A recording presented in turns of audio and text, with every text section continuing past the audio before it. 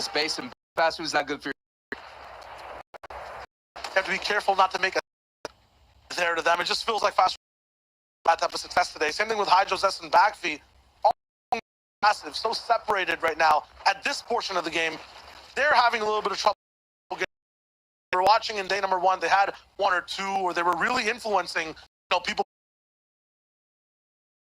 Everybody right there. It's like, there's regulators in this world and there's instigators, and definitely they are instigators. You see that retreat Roki go right to a beat, and they get that maximum storm surge with that sniper shot. In fact, Roki is going to get credit for that elimination there, but as you're seeing, 6 trios are already out of this match here, and it's just so interesting. I feel like that previous game kind of felt like a throwaway game. It kind of like, there's a lot of weird things that was happening because we have the extra 2 games to work with, and I felt like a lot of people were trying new things, and so it's interesting to see where people go after this. Again, never historically done before. 8 games in day 2. I feel like that game was more so, let's throw away a little bit more PTSD, forcing people to try things. As soon as you see a potential for a mountain zone, you want to get ahead of it, right? You want to be there as fast as possible. That's why the map seemed a little bit empty, and yeah, a lot of top teams fell off spawn. Void actually ends up going down fast Roki, and we'll come back to that in just a sec, because these elims for default Sapphic future could be huge. Absolutely huge, not only for their leaderboards, but for this match as well. Look at that, very aggressive rotation coming all the way from Dirty Docks. They're picking up the pace. I talked about their woes in the semifinals, and they seem to get them better in day 1, and now they're getting really solid here in day 2. You're going to be able to try to pick up the pieces when it comes to Karma and Fesroki. I'll go back to talking about, though, the differences from last game and how Cheers are playing and now. I feel like, going towards the left side compared to the mountains, everyone kind of has that normal game plan. You know, the fields of what to do, everyone kind of has a little bit of space on both sides of the Venn diagram for this zone on how to play. I think it's what those mountains are very tempting. You aggro those mountains, those placements. You understand that once it goes around the mountains and up and over, you got to go all the way to height as a Squeeze gets a knock against Rotary. And I agree with you. Once the mountains are there, it kind of throws everything out the window. Your game plan you have is as you go automatically to DEFCON 5. It's like, all right, mountain zone, we know exactly where we need to go. Yeah, this time, though, it's not going to be a big presidential threat on every single trio in the lobby. They'll have a lot of room to play, a lot of chances to get information to Kuriachi with his high base and identify all the different threats around him. And sense that Kylie, with these beamings on trees, is looking for vantage points as well. What a nice shot to that big UFO looming in the distance. Yeah, the mothership. Oh yeah, I was just in awe right here. The rotation, the warp rotation that we saw here from Savage. Savage is literally on the other side of Kirachi. It's in this zone, but that might be also Sancho, right? Because Kirachi just loot. That's interesting. We'll see how that kind of results. And last time they were just being consistent, playing for positioning, but now they decided to fight. I think they're feeling the pressure of the lobby. They need this. The last 3-4 games. This is the first game they're operating in second place. Bink, and after that big clutch, they've taken over. And maybe they kind of poked the bear. I mean, Saban may take that personal and just try to go into these sludgy swamps. So they got to be careful here. You may get those 6 points there, but is those 6 points worth it for the long run? Because again, you have teams like Stompy putting on a show, and hey, Aqua's still there. Even though they were in shambles at the other end game, Aqua got some valuable eliminations, put us a couple points on the board, and got some great points for his team. I'm too most concerning. Seti, Kemi, Teak, historically one of the most consistent trios of the region, struggling to surge once again. Wow. Being landing mid-map, kind of off center, positioning in the zone. The head is what just seems behind this entire look equal. So fast, 73 teams still in the lobby. This kind of feels like a 5th zone right now, but it's only the 3rd. Yeah, it's been happening the entire time, but pitchers are definitely, more, pitchers describe 1,000 words, and this is what I'm saying. This is what's happening to them.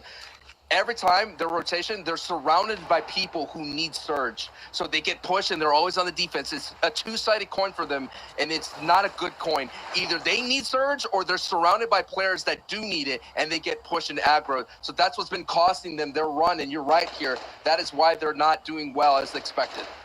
They're always caught in some type of surge black hole, so we'll have to try to get toward a different side of the galaxy, different side of space. That's just rough. But the good thing is, Benji is the one to get that loot with Shadow and Joe. Very good pickup from Shadow there to actually know exactly where the solo is going to be trying to rotate, trying to escape. Andy Chashi, they were kind of in that situation before that we just saw Expert in. Down on Surge, just trying to survive. A rabbit just running in a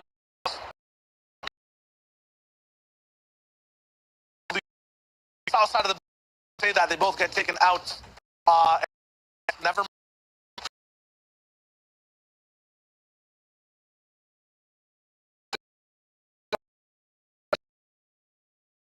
to make a day two, their stations were on, and they were always in game. Now they're going to put their way clean closer to center. There they are on your bottom mini map. They're blue try right on the edge. Let's go traffic punch here.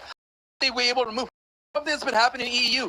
They just go to the edge and stop.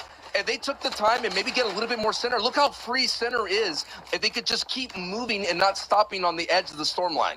I mean, the issue is in Weeping Woods, this forest, it's really hard to navigate. Lots of space.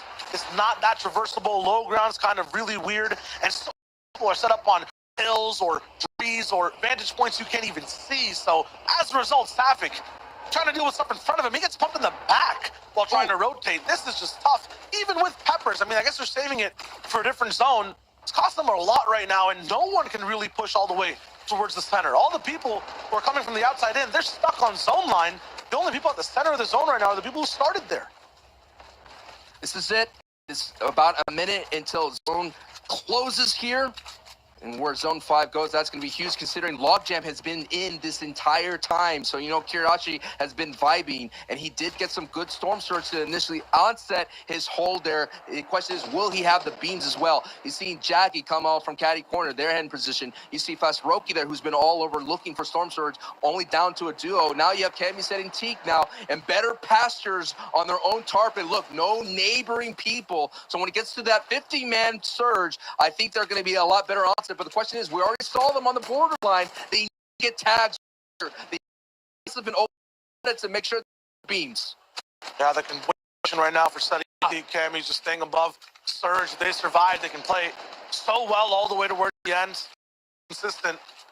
It should be below when the update comes in. They need to land a few shots here or there. Sancho, absolutely correct. The other big thing, too, with this zone, I mean, it'll happen in about 2 once we start moving, but so many teams, you mentioned it, like Kiriachis, have been sitting still. Even Steady Cammy teams, they haven't moved around that much. Everyone has so many mats, and with trees kind of separating low ground and high ground, you can see it the whole way through. If this zone goes straight into the forest, there should be so many different fights for height. Kiriachi has so many mats left. Savage has barely even used any. All these bases have just been sat in the entire time. Everyone is waiting to be the king of this lobby. Every time we drone over to Aqua, this Tayson is always at their feet. It's just always happening, and they're always jockeying for position. You have Nebs right there as well, kind of trying to assess you with those metal ramps. And, of course, you have Kirachi, who's been on the high ground this entire moments here when moving into the end game. But Deal Aqua and Noah Riley are in third place right now, really consistent. Yeah, and you can see the battle between two big bases. Who's trying to the high speed? Wow. Mistake from Vadil, but he has that medkit. He has the minis to get back. It's this trio and Kiriachi's in the distance that have the highest bases at the same elevation. Vadil has Fireflies, and you know he's going to be ready to use that to take that height if he needs to. Yeah. Oh, no! But there's a trio here. Splash actually jumps up. Where was Aqua? What happened? Aqua's on the backside. Away this high ground advantage, but it doesn't matter. Zone 5 goes south here, but right now our third place team is in shambles. and Koro put a huge wrench in those plans here, but all this structure here has to move and rotate, and they have to go down south, and that just means Kirachi has the advantage, but also Nebs as well, as you see, are now going to rotate around. I like what Benji, Joe, and Shadow are doing. Last time at this moment, they were start cranking up to height or like ramping up to height, but electing right now to stay on the ground, which Benji has a lot of experience being a low ground fighter.